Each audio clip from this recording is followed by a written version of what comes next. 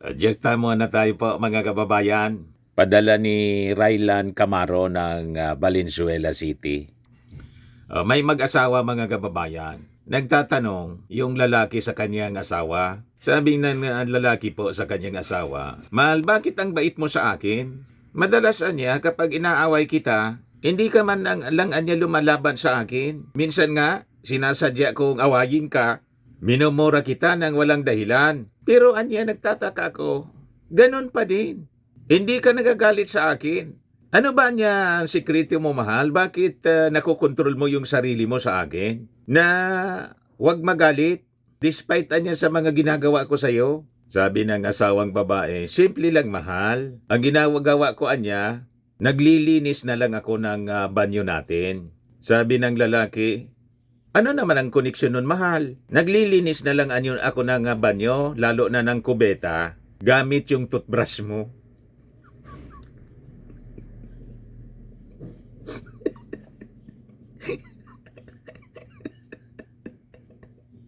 Amanos po, bawing-bawi yung asawa sa pagmamalabis.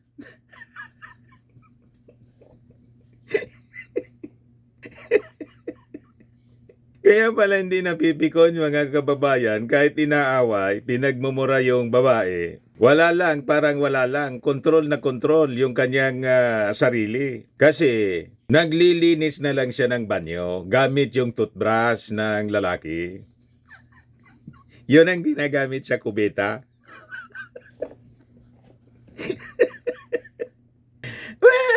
Anyway, joke lang po. Baka gawin ninyo sa asawa ninyo, ha? Pag nag-aaway kayo, gamitin niyo yung toothbrush na panglinis sa kubeta. Huwag naman pong ganun. Anyway, matik na po, 200 pesos. Mga ganong uri ng joke ang masaya. Padala mo na lang po yung GCash number mo. Kasali ka na rin sa monthly draw. 5,000 yung cash prize. Pag hindi ka mabunot, qualified ka pa rin sa December. Grand draw natin, 10,000 po. 10,000 pesos cash yung grand prize natin. Ito na po mga kababayan. Yung mga gusto na magpadala ng kanilang entry, mag-message lang po kayo sa aking Facebook account, Dante Maravillas. Huwag dito po sa huwag dito sa comment box ng YouTube kasi mababasa na ng mga kababayan natin. Pag nabasa na po, hindi na masaya, naluluma yung joke. Kung hindi, doon sa Dante Maravillas vlog page natin. Yung mga napakarami ng mga entries, hindi ko pa po nabubuksan, hindi ko pa binubuksan kasi pag nabuksan ko na po, hindi na siya naka-highlights. Baka isipin ko kasi nabuksan ko na, nagamit ko na. So, huwag kayong mag-alala kasi yung iba po parang nagagalit na sa akin. Feeling nila, ini-snub ko yung mga entries nila. Wala man po akong intensyon na ganun. Kaya lang po, dalawa lang na entries yung binabasa natin. Everyday, dalawa. So, sa dami ninyo sa buong mundo, talagang matatagalan. Before kong nakapila po yung inyong mga entries, binubuksan ko siyempre yung matagal na. May February pa nga po na mga entries. Hindi ko pa po nababasa. Pasasaat, aabotin din po yung padala ninyo. Hindi nangangahulugan po na ini-ignore ko yung entries ninyo. Alam ko nagpapagod kayo, di ba? O ngayon, share lang po ng share nitong ating YouTube channel para marami tayong mapasaya. Kung hindi ka pa nakasubscribe, click subscribe po and hit the notification bell para lagi kayong updated sa mga kaganapan dito sa ating bansa. Saka iwas stress, iwas fake news, di ba? So dito na tayo mga kababayan sa ating sa ating kwento kasi si Sara Duterte po nagpasalamat sa ating Pangulo. Ngayon, yung ating Pangulo naman sabi, I'm glad glad I could help. Kasi sabi po ni Sara Duterte, it is an irony na dahil sa pagkakulong ng kanyang tatay sa dahig, naging close sila. Bumalik yung relationship nila ng kanyang tatay. Kaya salamat kay President Marcos. Because of that, sabi naman ng ating Pangulo, glad I could help. Ngayon, nag-react si Sara after na magpasalamat after na ma-appreciate ng ating Pangulo yung pasasalamat, sarcasm lang yun.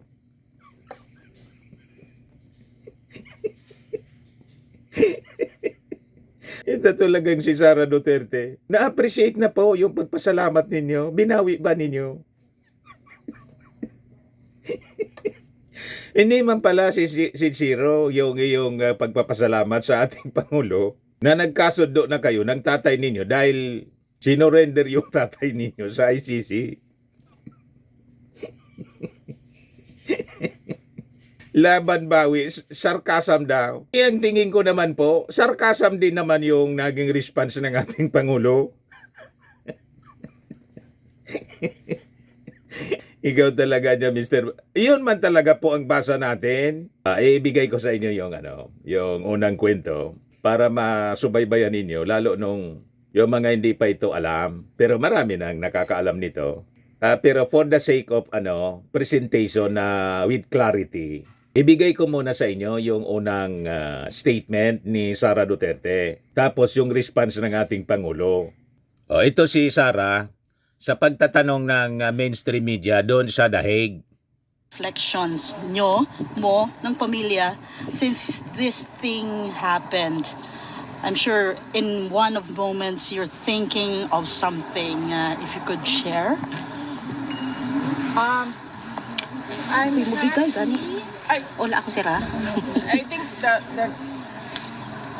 I don't have the word right now. I only have happy, but it's the incorrect word to describe it. Shock But, shock. blessed. I'm blessed because I gained a sister with what happened to me after the attacks, the confidential funds attacks, the impeachment. True. And I have we have a relationship now. I have a relationship with Kiki, and I'm happy now. Sabi ko nga sa kanya, I'm happy that I have a sister kasi meron akong pagagalitan. Growing up, wala akong ganon, but meron ako niyan ngayon, pinagagalitan na kapatid. And then, I'm happy as well. And this really is ironic. But I have to thank Bongbong Marcos because there was forgiveness between me and PRD for all that has happened in our lives. And we have that relationship now, a father-daughter relationship, since we cannot discuss anything legal anymore because it is understood inside that only the lawyers can discuss legal matters with the former president. So we only discuss about family, and this has been one of the longest meetings I have had with former president. Growing up, he was always busy with work. He was always busy with the country, and now I have this every day with him, talking about life, talking about family. And for that, I feel like I am blessed. Retired. Joke lang pala yun. Sarcasm lang pala yun, mga kababayan. Pero pag pinanood mo yung interview sa kanya, sa kwan pala yun, mga kababayan, courtesy ng ANC, yung plini natin na video para alam ninyo. Kasi wala man ako doon. Sila na yung nandun. Yung makikita ninyo, seryoso yung pagsagot niya. Kasi seryoso naman po yung pagtatanong ng mainstream media sa kanya. Kung ano daw ang kanyang reflection. It is the irony. It is an irony niya kasi dahil sa nangyari, nagkaroon siya ng renewed relationship sa kanyang tatay, pati sa kanyang kapatid. Nagka-time para magkausap sila. Nagka-banding po. So I have to thank niya. That is the irony. Pasalamatan ko niya si President Marcos. Siyempre, tinanong din yung ating Pangulo kung ano ang reaksyon niya na nagpasalamat si BP Sara. Siyempre, ang sagot naman ng ating Pangulong Bongbong, glad niya I could help. Sabi dito, glad I could help, says Marcos, after Sara thanks him for renewed relationship with Dad Rodrigo. Pagkatapos, biglang bawi po ni Sara. Bumanat ngayon si Sara Duterte. Sinabihan yung ating Pangulo, hindi niya nagit siguro na Sarkasm lang anya yon.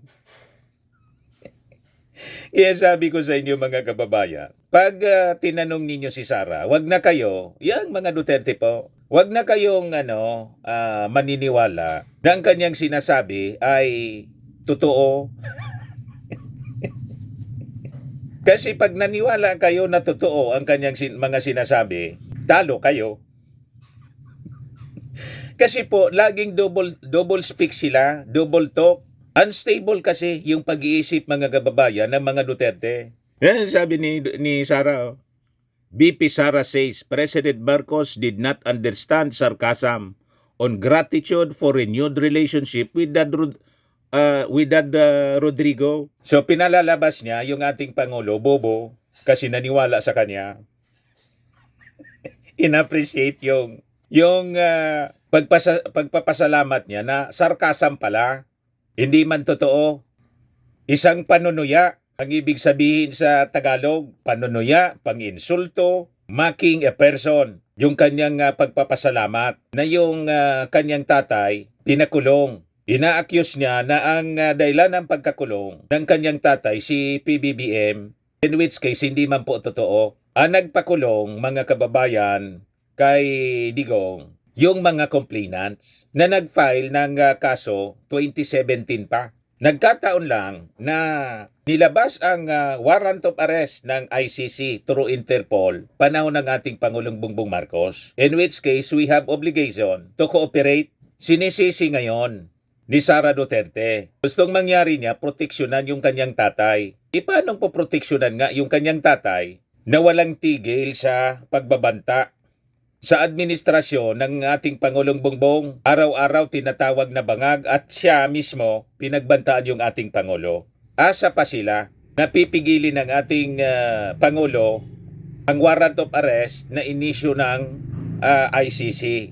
Tama po, tulad ng sinabi po ni Tunying.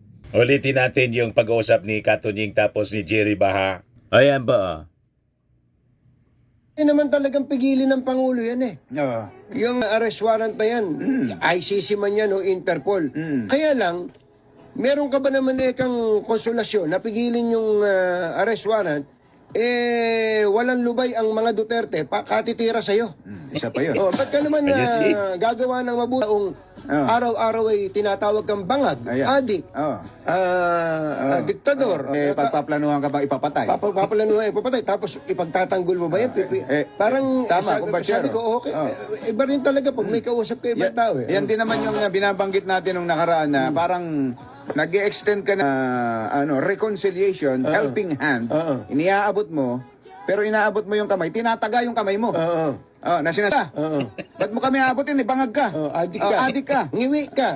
Lahat. Paano nga naman mangyayari? Kumbaga, Andun tayo eh. umaasa ka sa kapwa mo na mabuti ang gagawin sa'yo, pero ginagawan mo naman siya ng masama araw-araw. Yun ang sinasabi natin. Oo. Malinaw. Asa pa kayo, ang gusto ninyo, gawan kayo ng mabuti ng ating Pangulong Bongbong Marcos habang walang tigil. Wala kayong tigil sa paninira at pinagbantaan pa. You see? Tapos nagpasalamat. Ang akala ng mainstream media, sincero sa pagpapasalamat si Sara Duterte. Yun pala po, panunuya man lang. Yung ating Pangulong Bongbong Marcos, mga kababayan, alam naman yun ng ating Pangulong Bongbong Marcos na panunuya. Kaya lang, disinte yung ating Pangulo. Sinabi pa rin ng ating Pangulo na, glad I could help.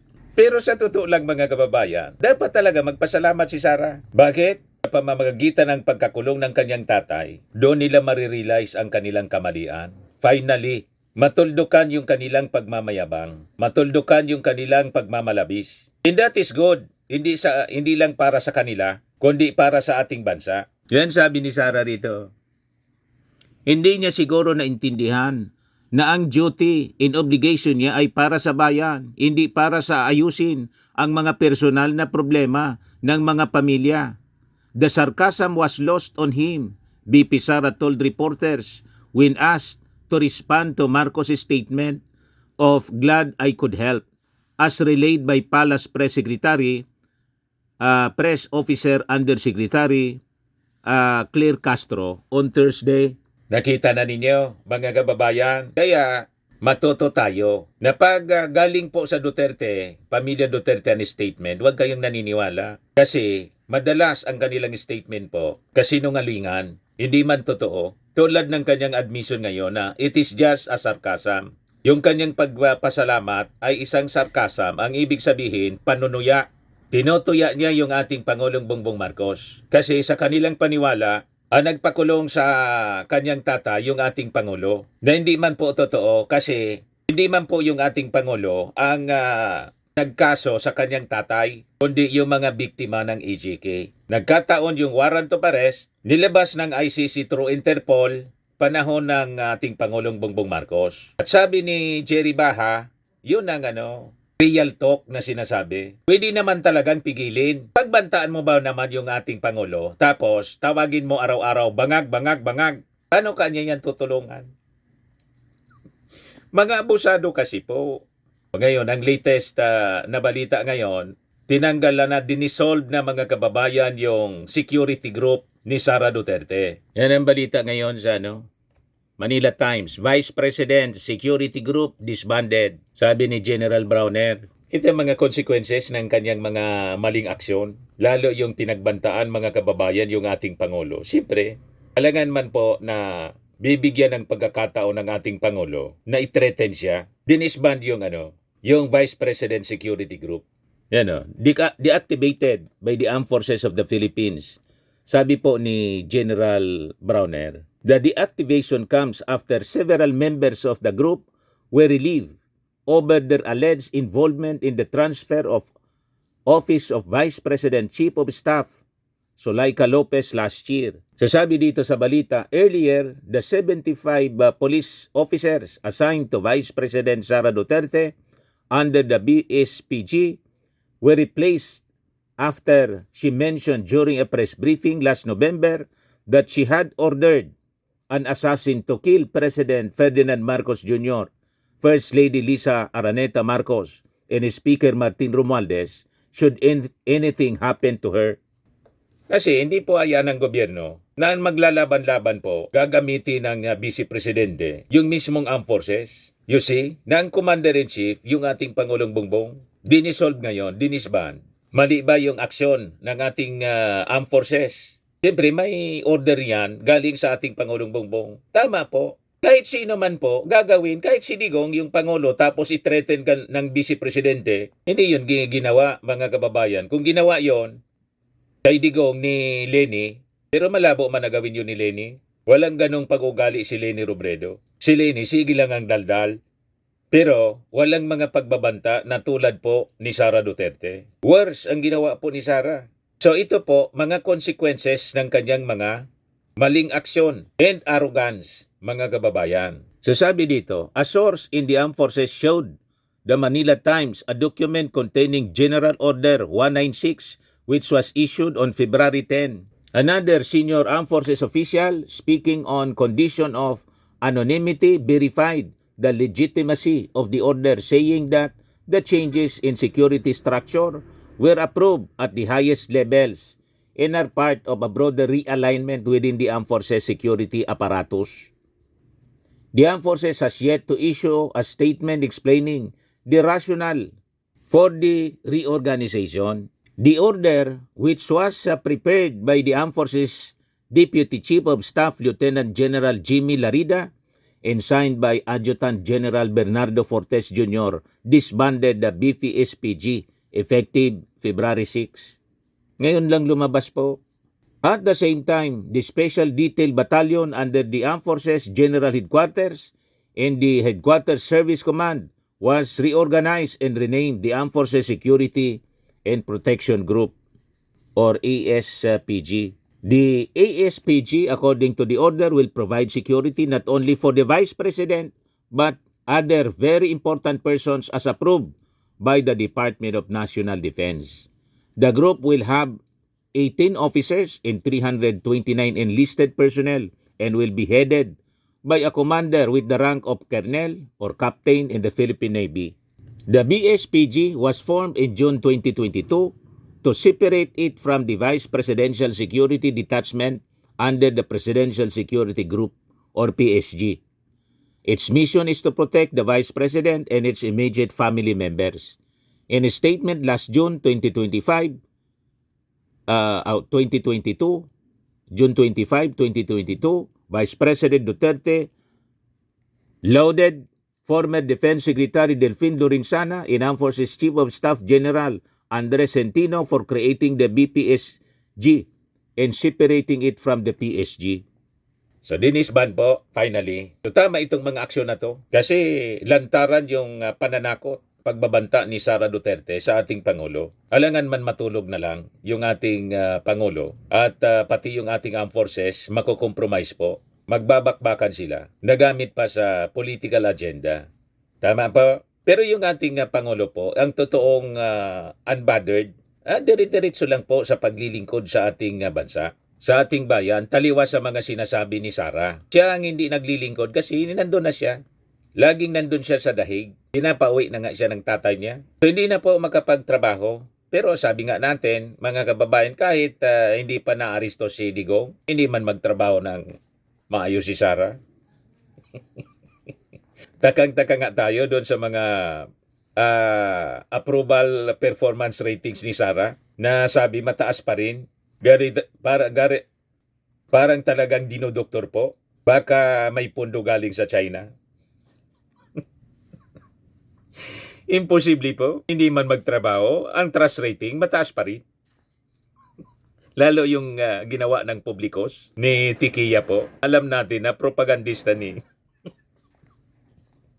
pati yung mga senador po na pro-China. Mataas yung ratings. Maniwala sa survey ninyo. Pag si Tikia po yung nasa likod ng survey, yung publikos, daduda-duda. Hindi ba po? Ito yung ating Pangulong Bongbong Marcos. Sabi dito, Marcos assures public of PhilHealth financial stability. Speaking at the trabaho at serbisyong pangkalusugan sa bagong Pilipinas Fair in Antipolo City, Marcos dismissed concerns about PhilHealth's financial standing. Sinisiraan po ang ating administrasyon dahil sa PhilHealth. Sabi ng ating Pangulo, maraming nag-alala dahil sinasabi wala ng pondo ang PhilHealth para tulungan ang mga may sakit sa atin. Ay hindi po totoo yun. Kung mararamdaman po ninyo mula nung nakaraang isang taon, imbes na mabawasan ang mga serbisyo at ipambabayad ng insurance ng PhilHealth, ito po ay dumami pa.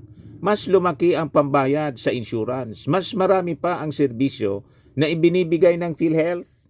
Tingnan naman ninyo yung ating Pangulong Bongbong Marcos. Talagang mahal na mahal ang mga ordinaryong Filipino. Hindi yung tulad nung nakarang administrasyon. Yung mga mahihirap na mamamayan po na biktima ng EJK. Nakakaawa, pati mga bata. You see? Sige lang ang serbisyo ng ating Pangulong Bongbong. Tingnan ninyo. Di ba? Sige lang ang trabaho po.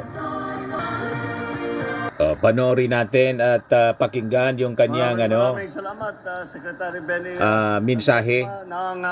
ng DOLE. Please, magsiupo po tayo.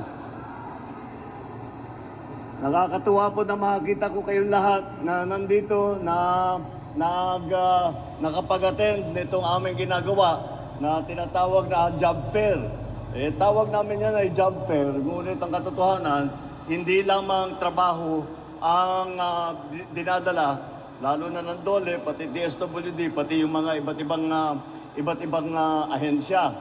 Dahil po, kung baka narinig po ninyo, sa administrasyon po ito, kinikilala namin na yung mga problema ng ating mga kababayan, ng mga pagkaraniwan na problema ng ating mga kababayan ay kadalasan kapag marami na ay hindi naman matulutas ng isang ahensya lamang. Kaya po, lahat po ng departamento, lahat po ng ahensya ay sinasama po namin sa lahat ng mga programa na ganito. Kagaya po dito, kung titignan nyo po, doon po sa labas, meron yung galing sa DOLE na binibigyan Dahil po, yung tupad, para yung po, yung mga nawalan trabaho. Kaya't nagbibigay ng tupad. At binibigyan pati ng suporta sa equipment, sa training, at kahit sa mabigyan ng kaunting puhunan para makapag-start po ng kanilang mga bagong negosyo, kahit na maliliit lamang. Pinag-uusapan po natin dati, lagi natin sinasabi ang medium and small scale enterprises. Ngayon napunta na po tayo sa micro enterprise, nano enterprise ang tawag din. Ang ibig sabihin nun, yung kahit isang tao lamang na nagtatrabaho, nagnenegosyo, shoeshine boy, nano enterprise na yun. Yung maliliit na garahe, nag-aayos ng kotse, yung nagugupit, yung nagtatahi, micro-enterprise na yun, ang tawag natin ngayon. Kaya yung pati hanggang dun sa level na yun, ay tinutulungan po natin. At yan po ang dala po ng DOLE. At sinabay na rin namin ang yung PhilHealth, dinala namin dito. Alam niyo po, marami nag-aalala dahil sinasabi na wala nang pondo ang PhilHealth para tulungan ang mga may sakit sa atin. Ay hindi po totoo yun. Kung mararamdaman po ninyo, mula nung nakaraang isang taon, imbis na mabawasan ang mga serbisyo at yung pambabayad ng insurance ng PhilHealth, ito po ay dumami pa. Mas lumaki ang pambayad sa insurance, mas marami pa ang serbisyo na ibinibigay ng PhilHealth. Napakahalaga po niyan dahil po, alam naman po natin, lalong-lalo na sa mga nagtatrabaho, sa mga manggagawa, bawal magkasakit.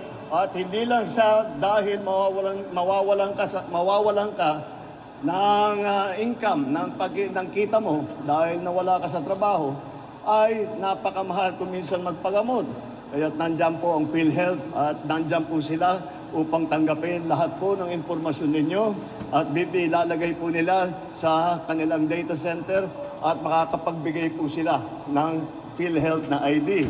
Kasama na po dyan ang mga nagpapatingin, yung mga iba po na may karamdaman o nangangailangan ng gamot, andito po sila.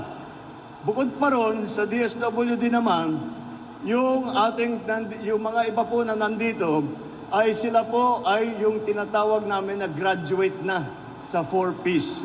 Dahil ang kalagayan nila sa buhay nila ay gumanda na. Kaya't hindi na sila nangangailangan nung dati nang binibigay na tulong ng pamahalaan. Kaya sila itawag nga namin ay graduate na. Pero pagka nag-graduate na sila, hindi ibig sabihin basta't pababayaan na lang po natin. Patuloy pa rin ang suporta ng DSWD sa 6 na buwan.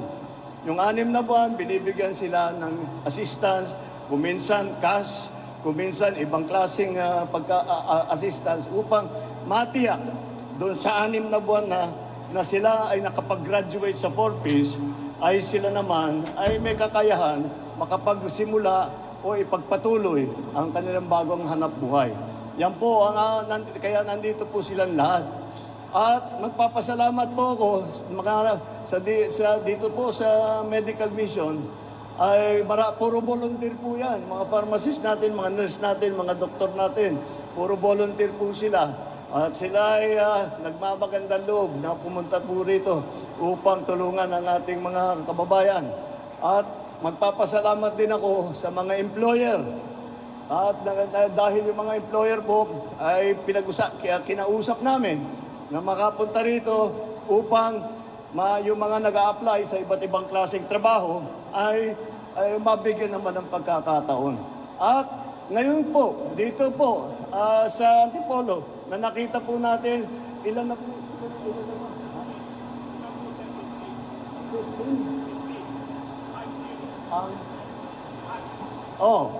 Alam niyo po, kung titignan niyo po, meron po yung mga iba rito, ang suot nilang t-shirt, hats. Hindi po ibig sabihin, mainit na ang panahon. Hats daw, ang ibig sabihin, hired on the spot.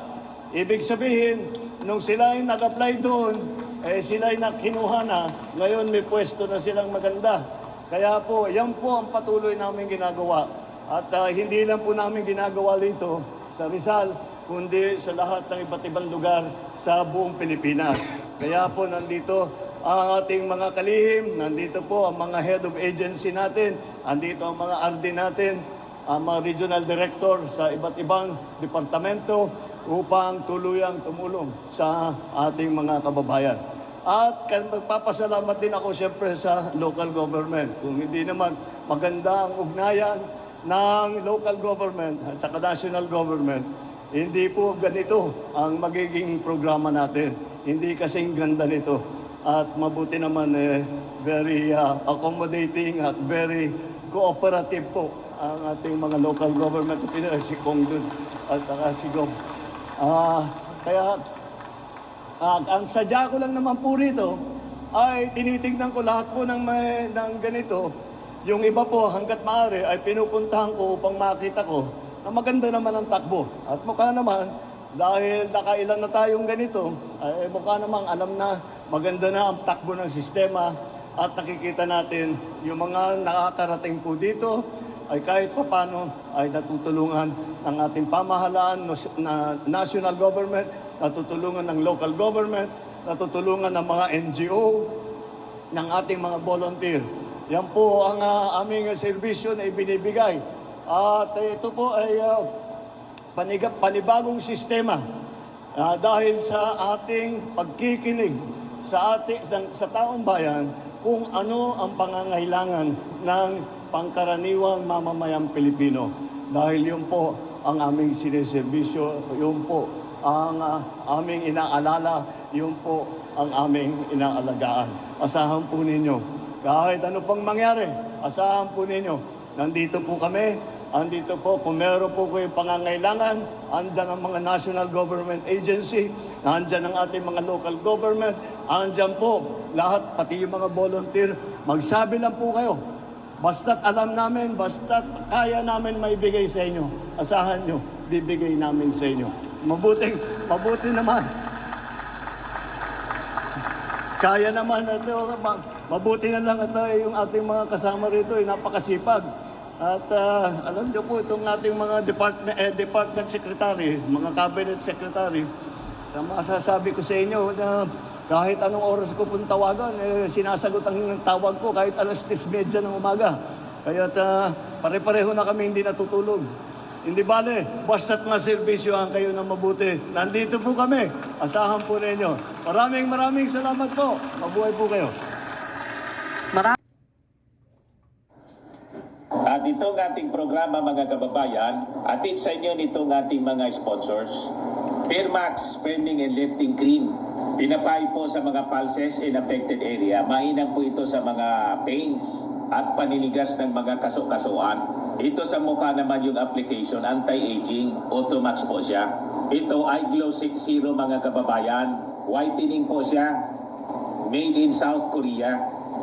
Ito naman po, Ningxia Red Mix Fruit Drink. Gawa po siya sa goji berry. May anti-cancer properties po siya. At sa mga naghanap po ng malinis and spacious fitness gym, pumunta lang po kayo sa aming Colossal Fitness Gym. May Grab car rental din po kami. At bills payment po sa aming office. At saka sa mga mahilig po sa mga imported bags, manood po kayo sa live selling ni Madam Eileen Rosales sa kanyang Eileen Closet po. Pati mga shoes, ito yung kanya po. Ito yung kanyang page.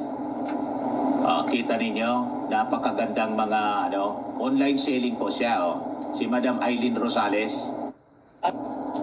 Cellphone number niya po, 773-798-7816.